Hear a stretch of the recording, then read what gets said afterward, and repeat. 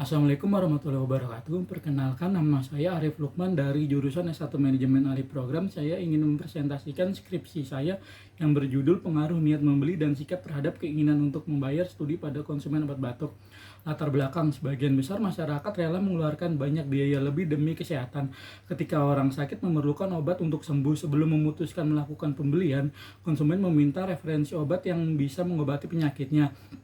Agar konsumen melakukan keinginan untuk membayar, dibutuhkan minat beli dan sikap konsumen. Ketika orang sakit, biasanya akan bertanya kepada dokter atau orang terdekat untuk memastikan obat yang akan dibelinya untuk mengobati sakit yang dideritanya. Masyarakat menganggap obat paten atau bermerek sebagai obat yang berkualitas tinggi, dapat memberikan penyembuhan yang maksimal, dan memiliki citra sebagai obat yang bergengsi dengan harga yang lebih mahal. Rumusan masalah yang pertama, apakah terdapat pengaruh niat membeli terhadap keinginan untuk membayar? Yang kedua, apakah terdapat pengaruh sikap terhadap keinginan untuk membayar? Tujuan penelitian yang pertama, untuk mengetahui pengaruh terhadap keinginan niat membayar. Yang kedua, untuk mengetahui pengaruh sikap terhadap keinginan untuk membayar. Manfaat penelitian secara akademis, penelitian ini diharapkan dapat memberikan kontribusi dalam dunia akademis untuk pengembangan ilmu dalam dunia pendidikan, terutama tentang nilai niat membeli, sikap, dan keinginan untuk membayar secara praktis bagi dunia program studi manajemen, bagi penelitian, dan bagi perusahaan. Kajian pustaka menurut Wedgwood tahun 2003, Mankiw tahun 2004, dan Hub MC Kennel tahun 2002, dan Badeni tahun 2013 menjelaskan keinginan untuk membayar adalah jumlah maksimum dari suatu individu seorang untuk kemauan membayar atau suatu barang atau jasa. Menurut Swasta dan Handoko tahun 2009, Hayward dalam Suwardi tahun 2009, dan Schiffman dan Kanuk tahun 2012, Kotler dan Keller tahun 2016, niat membeli adalah sikap konsumen terhadap suatu objek, kemudian minat individu tersebut menimbulkan keinginan konsumen untuk membeli produk tertentu dengan cara tukar-menukar uang dengan jasa. Menurut Mojikat dalam Putra tahun 2014, dan Kotler dan Keller tahun 2016, Lam Hair dan Scott Beckham dalam Aswad tahun 2015, Angel et al. Dalam Adekasi tahun 2014, sikap adalah suatu sifat yang dimiliki oleh konsumen untuk menunjukkan respon terhadap suatu objek yang diberikan suatu dengan standar pribadi mereka masing-masing. Kerangka pemikiran. Jadi niat membeli X1 atau H1 berpengaruh terhadap keinginan untuk membayar atau Y. Yang kedua, sikap X2 atau H2 berpengaruh terhadap keinginan untuk membayar atau Y. Hipotesis 1, HO niat membeli tidak berpengaruh terhadap keinginan untuk membayar. HA niat membeli berpengaruh terhadap keinginan untuk membayar. Hipotesis 2, HO sikap tidak berpengaruh terhadap keinginan untuk membayar. HA sikap berpengaruh terhadap keinginan untuk membayar. Populasi dan sampel. Jadi metode penelitian yang digunakan dalam penelitian ini adalah metode kuantitatif. Dalam penelitian ini, penelitian menggunakan analisis regresi berganda untuk mengetahui ada atau tidaknya pengaruh antara ketiga variabel yang akan diteliti. Populasi ini adalah orang-orang yang pernah membeli obat batuk Cordipron. Sampel adalah subset dari populasi, terdiri dari beberapa anggota populasi yang dijadikan sampel pada penelitian ini sebanyak 200 orang. Metode ini menggunakan teknik purpose sampling.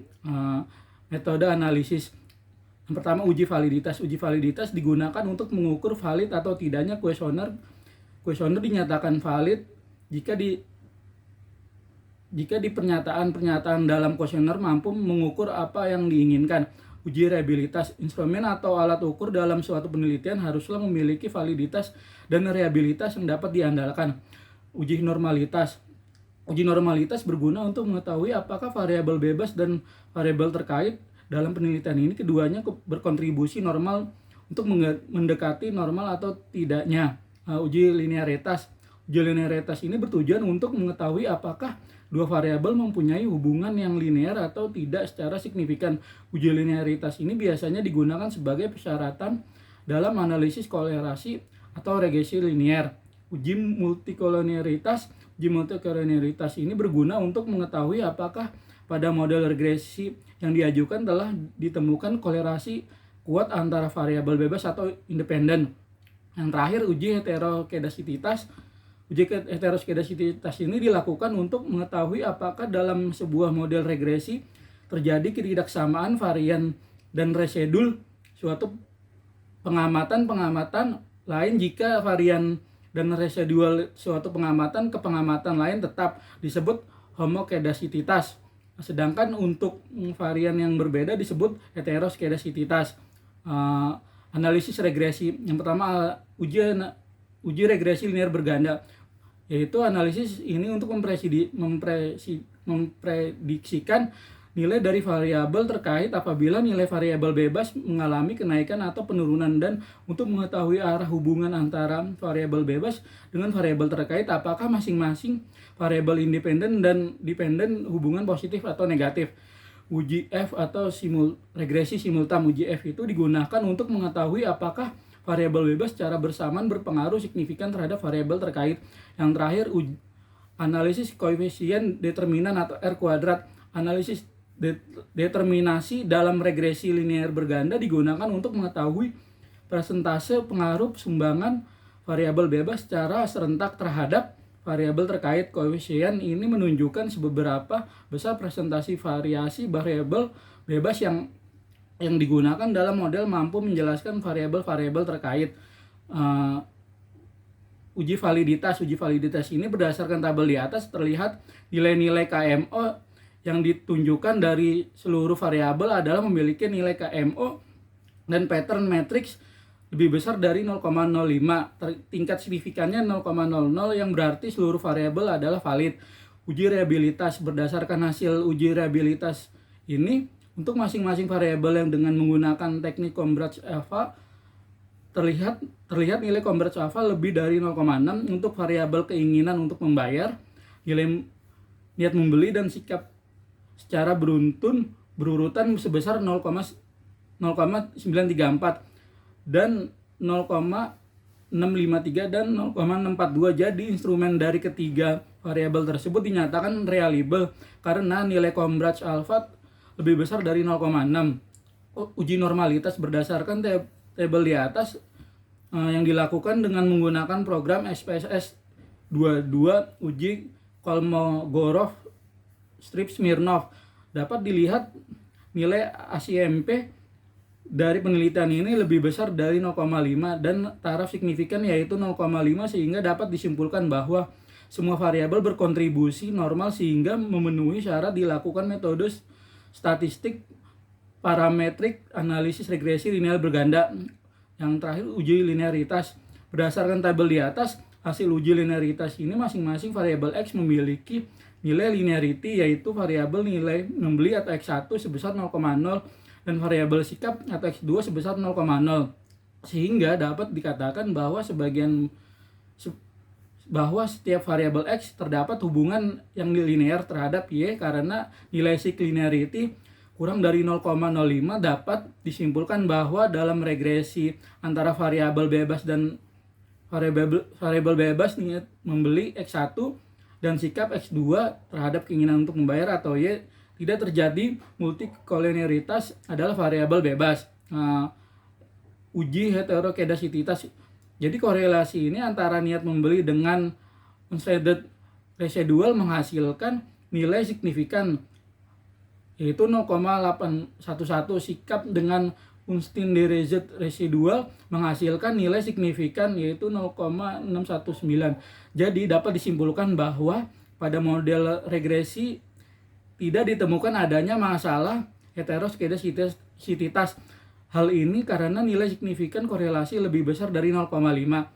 Hasil uji regresi linear berganda, nilai koefisien regresi variabel ini niat membeli bernilai positif yaitu 0,371. Ini dapat diartikan bahwa setiap peningkatan suatu skor niat membeli maka akan ada peningkatan keinginan untuk membayar sebesar 0,371.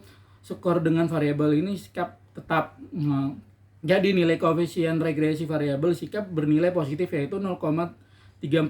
Ini dapat diartikan bahwa setiap peningkatan satu skor sikap maka akan meningkatkan keinginan untuk membayar sebesar 0,340.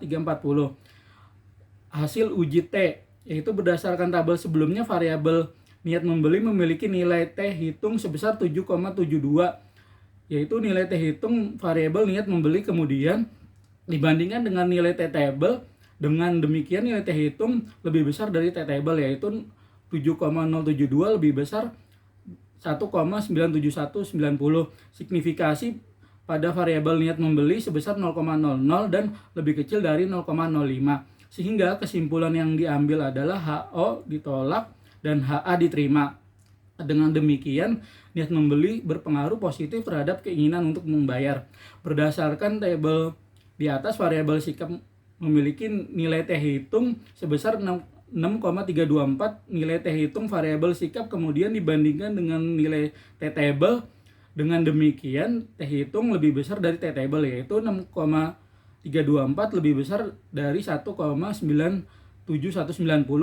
Jadi signifikasi pada variabel sikap ini sebesar 0,00 lebih kecil dari 0,05, sehingga kesimpulan yang diambil adalah HO ditolak dan HA diterima. Dengan demikian sikap berpengaruh positif terhadap keinginan untuk membayar.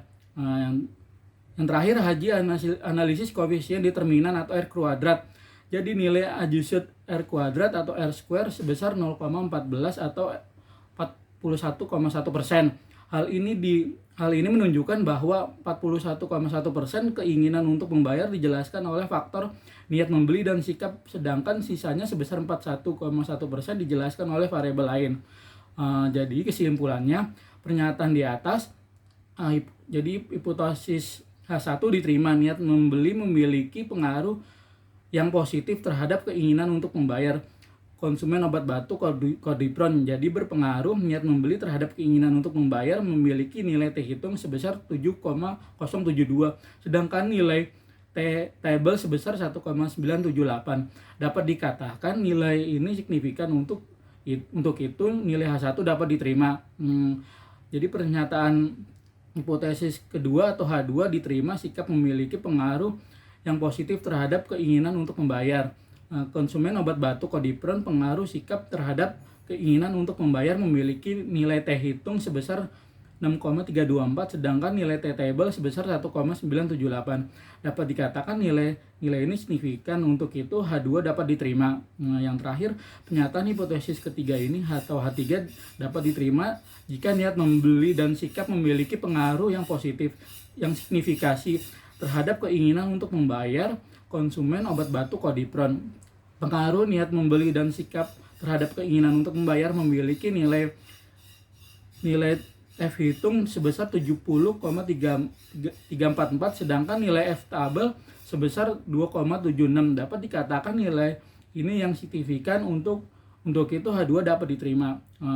Yang terakhir, saran dari kami memperbaiki nilai membeli terutama dengan memberikan informasi dengan konsumen tentang efek samping Cordipron bagi penggunanya, dengan menempatkan pada bagian yang mudah dapat dilihat oleh konsumen, agar perusahaan lebih meningkatkan sikap dengan memberikan edukasi penyimpanan agar obat yang baik dapat memberikan informasi lainnya jika obat itu dapat digunakan dan dikonsumsi dengan konsumen dengan baik. Sekian presentasi dari saya, mohon maaf bila ada kurang lebihnya. Wassalamualaikum warahmatullahi wabarakatuh.